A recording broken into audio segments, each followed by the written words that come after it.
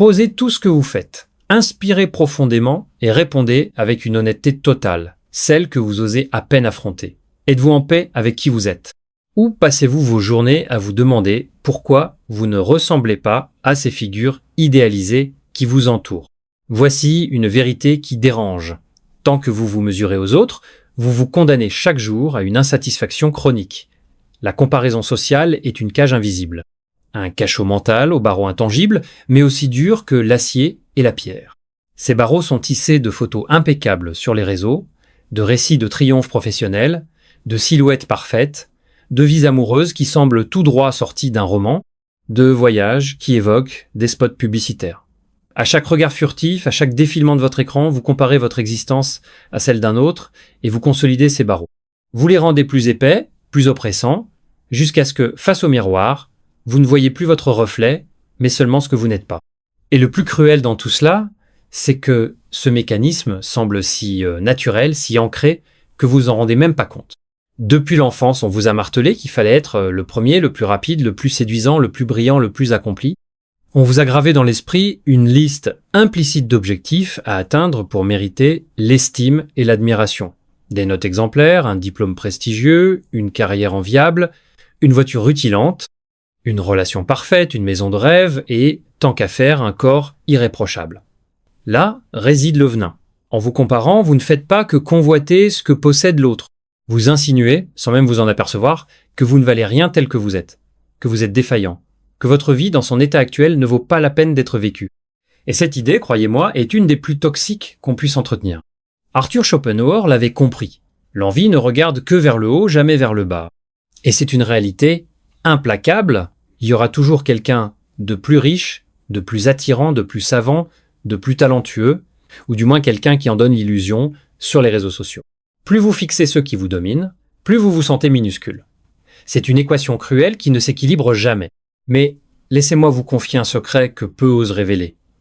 Le véritable fléau de la comparaison n'est pas l'envie ni l'amertume qu'elle suscite. C'est bien plus perfide. Elle vous coupe de votre propre essence, de votre voix intérieure. Vous devenez un comédien sur une scène, jouant un rôle dicté par la société, les proches, les amis ou les influenceurs. Vous vous égarez, vivant une vie qui n'est pas la vôtre. Et lorsque vous vous allongez le soir, même après une journée pleine, même après des éloges, des likes, des félicitations, un vide persiste. Une douleur sourde, un sentiment de retard permanent, d'insuffisance, comme si vous deviez toujours quelque chose à quelqu'un. Et vous vous demandez, pourquoi ne puis-je pas être aussi heureux qu'eux? Je suis là pour vous dire qu'un autre chemin existe. Une issue hors de cette cage, mais elle n'est ni simple ni instantanée. Ce n'est pas une route que vous pouvez emprunter sans réfléchir. J'ai besoin de votre pleine attention, alors restez jusqu'au bout. Aujourd'hui, je veux vous montrer que vous n'êtes pas voué à rester prisonnier des vies des autres. Vous pouvez vivre la vôtre et découvrir qu'elle regorge déjà de raisons d'être en paix, même si, pour l'instant, vous ne les percevez pas. Au fond, la comparaison est un jeu où la victoire est impossible. Un jeu aux règles apparemment limpides, mais qui, en réalité, vous sabote à chaque instant. C'est comme si, dès votre naissance, on vous avait jeté dans une course effrénée. On vous a promis que, si vous couriez assez vite, si vous vous acharniez, si vous vous surpassiez, vous atteindriez un lieu nommé bonheur. Et sans vous en rendre compte, vous passez votre vie à sprinter. Pour le corps parfait, le partenaire idéal, un compte en banque plus garni, des voyages plus exotiques, une reconnaissance plus éclatante. Mais à chaque fois que vous pensez toucher au but, quelqu'un vous dépasse. Et là, on vous glisse « As-tu vu? Un tel a déjà sa maison. Une telle est mariée avec un enfant. Un autre a décroché une promotion. Et toi, où en es-tu » La comparaison sociale est impitoyable car elle ne vous laisse aucun répit. Vous savourez peu, être une réussite, jusqu'à ce que vous appreniez qu'un autre a fait mieux. Vous êtes à l'aise avec votre apparence, jusqu'à ce que vous croisiez quelqu'un de plus élancé, plus musclé, plus parfait. Vous êtes fier de votre travail, jusqu'à ce que vous rencontriez quelqu'un qui semble gagner 2 fois plus tout en explorant le monde. Schopenhauer avait raison. L'envie ne voit que ceux qui sont devant, jamais ceux qui luttent derrière. Vous ignorez ceux qui traversent des épreuves plus lourdes que les vôtres. Vous ne regardez pas ceux qui sont en arrière dans la course. Votre regard est fixé sur ceux qui semblent triompher. Et c'est le piège. À force de regarder en haut, vous vous sentez inévitablement petit, inadéquat, à la traîne. Et il y a pire. Dans ce jeu, les règles sont floues. Que veut dire gagner? Réussir? Pour certains, c'est l'argent. Pour d'autres, la liberté. Pour certains, c'est la famille, la stabilité. Pour d'autres, la gloire, la reconnaissance, le pouvoir. Mais quand la comparaison vous tient, vous ne vous posez même pas la question de ce que signifie réussir pour vous. Vous adoptez les critères des autres et commencez à vous évaluer selon eux. Et c'est là que le jeu devient gagnable. Même si vous réalisez quelque chose, la barre se déplace. Il y aura toujours quelqu'un qui accomplit plus, possède plus, rayonne davantage. Plus vous grimpez, plus de nouveaux compétiteurs surgissent au-dessus de vous. Le sommet est hors d'atteinte, comme un horizon que vous poursuivez sans jamais l'atteindre. Et savez-vous ce qui aggrave tout ? Les réseaux sociaux ont transformé ce jeu en un cauchemar psychologique. Autrefois, vous vous compariez à votre voisin, votre collègue, un cousin. Aujourd'hui, vous confrontez les coulisses de votre vie aux vitrines soigneusement polies de millions d'inconnus à travers le monde. Vous voyez une photo sur une plage idyllique et pensez que c'est la vie entière de cette personne. Vous voyez pas les dettes, l'angoisse, les disputes, l'isolement derrière ce cliché. Pourtant, même en le sachant, une part de vous croit que la vie des autres est plus belle que la vôtre. Et c'est là que commence une spirale de souffrance mentale. Vous vous interdisez d'être satisfait de ce que vous avez, car il manque toujours quelque chose. Vous vous jugez, vous vous critiquez, vous vous imposez des exigences toujours plus grandes, et sans le vouloir, vous vous traitez comme un raté. Car, dans le jeu de la comparaison, l'autre est toujours vainqueur, et vous, toujours perdant. Mais écoutez ceci, ce jeu est truqué. Il a été conçu pour vous maintenir dans un état de manque, pour vous pousser à consommer davantage, à travailler plus, à courir sans fin. Il ne vous laissera jamais gagner. Alors, je vous lance un défi. Qui a écrit les règles de ce jeu auquel vous jouez? Qui a décidé ce que signifie la réussite pour vous? Désirez-vous vraiment ce que vous pensez vouloir ou le voulez-vous parce que tout le monde semble vouloir? Le premier pas pour briser ces chaînes est de réaliser que peut-être vous ne voulez même pas jouer à ce jeu. Le piège le plus sournois de la comparaison sociale n'est pas seulement de vous faire sentir inférieur, c'est bien plus vicieux. Elle vole votre estime de vous-même. Quand vous commencez à évaluer votre valeur des réussites, des apparences ou des applaudissements des autres, vous leur donnez le pouvoir de déterminer ce que vaut votre vie. Et il n'existe pas de servitude plus discrète que celle-ci. Pensez-y. Depuis votre plus jeune âge, on vous a appris que votre valeur réside à l'extérieur. Dans les notes que vous obteniez, les compliments des enseignants, l'approbation de vos parents. Plus tard, on vous a dit qu'elle se trouve dans le poste que vous occupez, le salaire que vous touchez, le nombre de likes que vous récoltez, l'admiration des autres. Comme si vous deviez sans cesse prouver que vous méritez d'exister. Cela vous ronge. Chaque fois que vous ne recevez pas la validation attendue, chaque fois que quelqu'un brille plus fort que vous, vous le vivez comme un échec personnel, comme si quelque chose en vous était défectueux. La comparaison devient une chaîne invisible. Vous devenez esclave des regards, des jugements, des chiffres. Chaque like, chaque commentaire élogieux, chaque signe de reconnaissance agit comme une drogue qui vous maintient à flot. Et chaque critique, chaque silence, chaque instant où vous passez inaperçu est une blessure profonde. Schopenhauer l'avait saisi. La pire erreur est de confier notre bien-être aux mains des autres. Tant que vous avez besoin de l'approbation d'autrui pour vous sentir bien, vous serez sur des montagnes russes émotionnelles. Un jour, vous planez, invincible, grâce à un compliment. Le lendemain, vous sombrez, car vous n'avez pas obtenu l'attention espérée.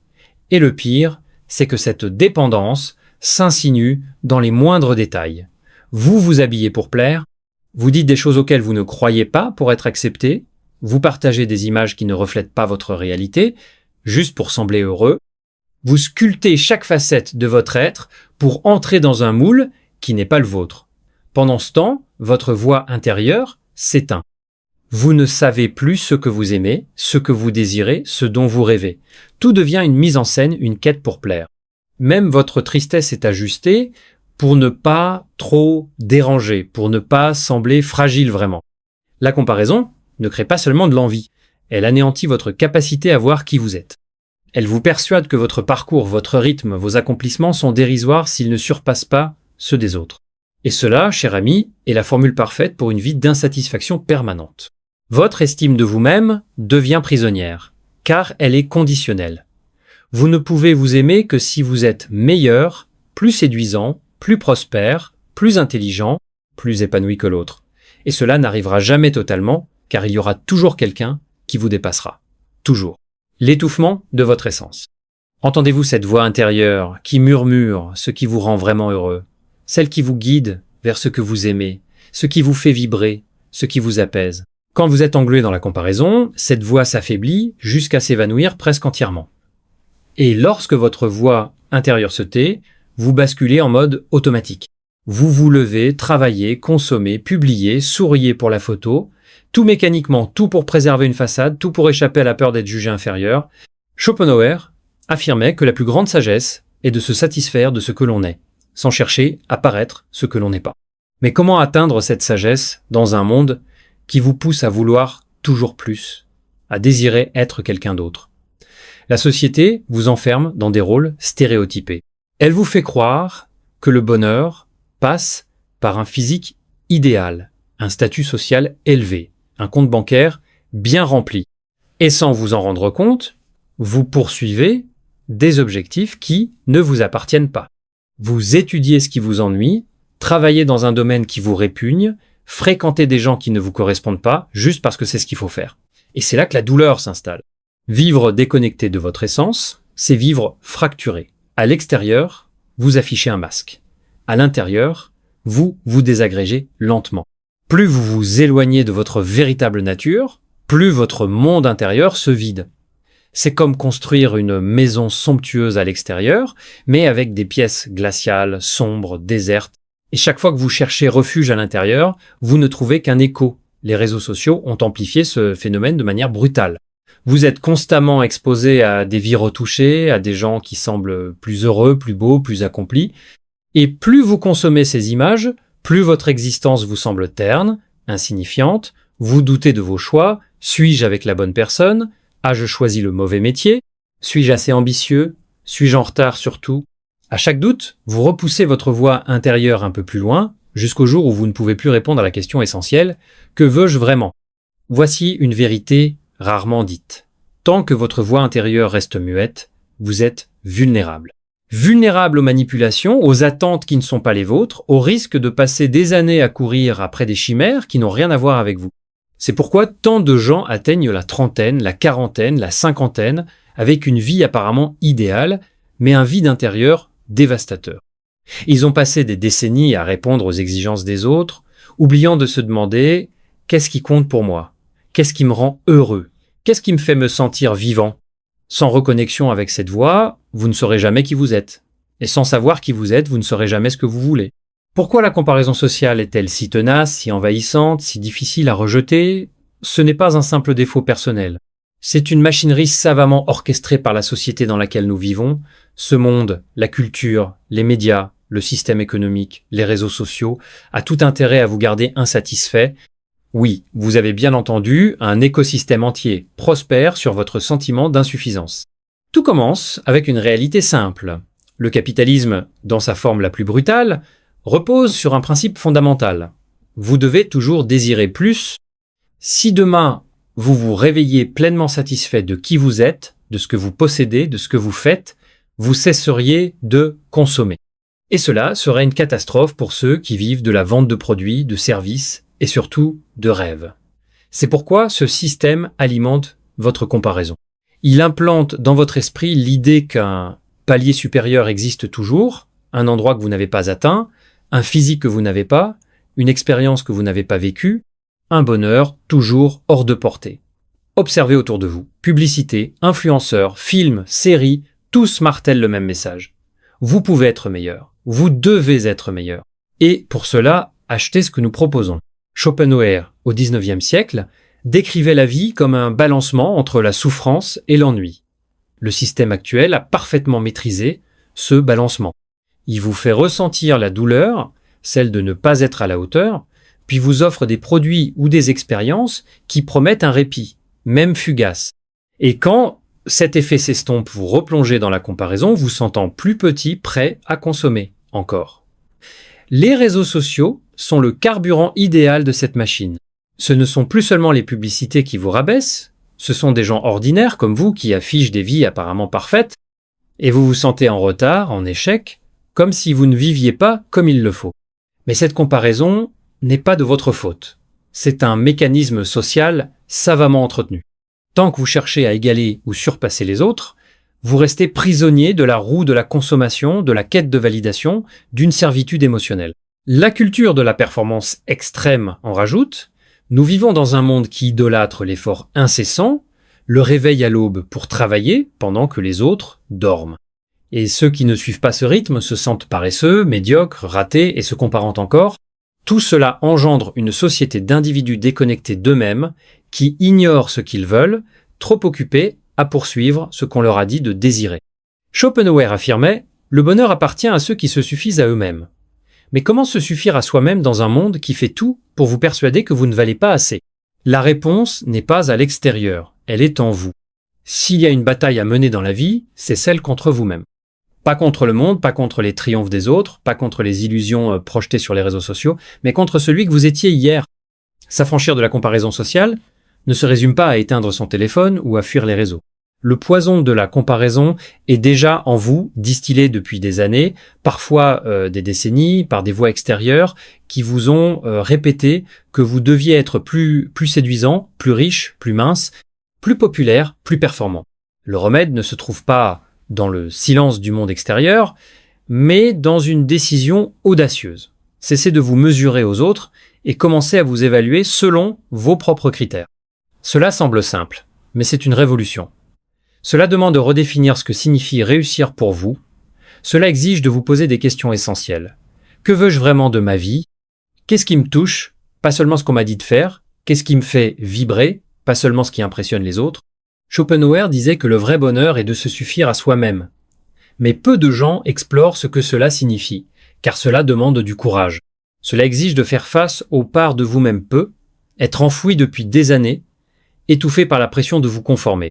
Une vérité implacable. Tant que vous jouez le jeu des autres, vous perdrez toujours. Dans la comparaison, les critères sont mouvants, les règles fluctuantes et les juges impitoyables. La seule bataille que vous pouvez gagner est celle où votre adversaire est votre ancien vous, où le succès se mesure à votre propre progression, où la récompense est une vie alignée sur vos croyances et vos valeurs. Imaginez que vous commenciez à juger votre vie selon vos propres repères, que la réussite ne se mesure plus en argent, mais en liberté. Pas en like, mais en profondeur des liens que vous tissez. Pas en exploits visibles, mais en sérénité lorsque vous vous endormez, fidèle à vous-même. Tout change alors. Car en jouant ce jeu, quelque chose de puissant se produit, l'envie s'efface. L'amertume s'évanouit, le fardeau de la comparaison s'allège. L'autre peut accumuler les richesses, sillonner le globe, vivre des épopées cinématographiques, et cela n'a plus d'importance. Vous cessez de vous sentir à la traîne, car vous réalisez que vous ne courez pas sur la même piste. Ce sont des jeux différents. C'est là que naît une joie authentique. Pas celle, bruyante, qui exige d'être vue et validée, mais celle, douce, qui surgit du sentiment d'être complet, de vivre selon vos propres critères. En vous comparant à vous-même, vous commencez à savourer des victoires que vous ne remarquiez pas auparavant. Vous notez que vous êtes plus patient qu'il y a un an, plus résilient, capable de dire non à ce qui ne vous convient pas, plus proche de votre vérité, et cela forge une confiance intérieure que rien ne peut ébranler. Ni crise, ni critique, ni algorithme. La comparaison sociale ne s'effacera pas de votre vie.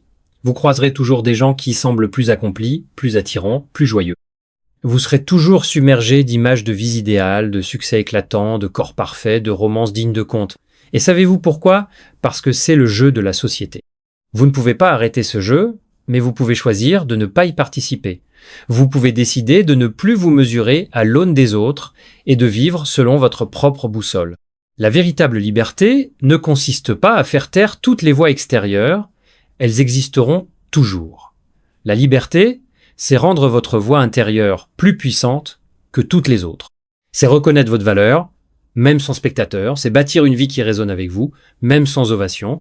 Schopenhauer disait que moins nous nous soucions du jugement des autres, plus nous vivons en paix. Et il avait raison. Mais je vais plus loin. Plus vous êtes aligné avec vous-même, plus vous réalisez que l'opinion des autres n'a, la plupart du temps, aucune importance. Comment commencer?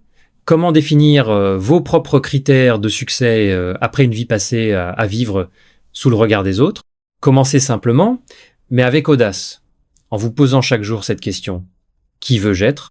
Pas ce qu'on attend de vous, pas ce qui fait fureur en ligne, mais qui vous aspirez à être au fond de vous. Écoutez les petites flammes de joie qui s'allument quand vous faites ce que vous aimez. Soyez attentif au moment où le temps s'arrête, où vous êtes absorbé par ce qui vous anime. Libérez-vous du besoin d'approbation, cessez de chercher les bravos et cherchez la paix. Et surtout, acceptez qu'il y aura des jours sombres, des revers, des moments où le bruit extérieur semblera plus fort que votre voix. Mais même ces jours-là, refusez de vous abandonner. Apprenez à reconnaître le vacarme toxique de la comparaison et à ne pas y succomber. En fin de compte, la seule comparaison qui vaille est celle avec celui que vous étiez hier. Le seul jeu digne d'être joué est celui de devenir la meilleure version de vous-même. Le seul applaudissement qui compte est celui que vous vous offrez le soir, en paix, fidèle à vos convictions. Je vous lance un défi. Partagez dans les commentaires un domaine de votre vie où la comparaison vous pèse le plus. Est-ce votre carrière, votre apparence, vos relations? Mettre des mots dessus peut vous libérer et inspirer d'autres qui vivent la même chose. Si cette vidéo a éveillé quelque chose en vous, si une lueur de clarté s'est allumée, poursuivez ce chemin. La prochaine étape vous attend. À bientôt.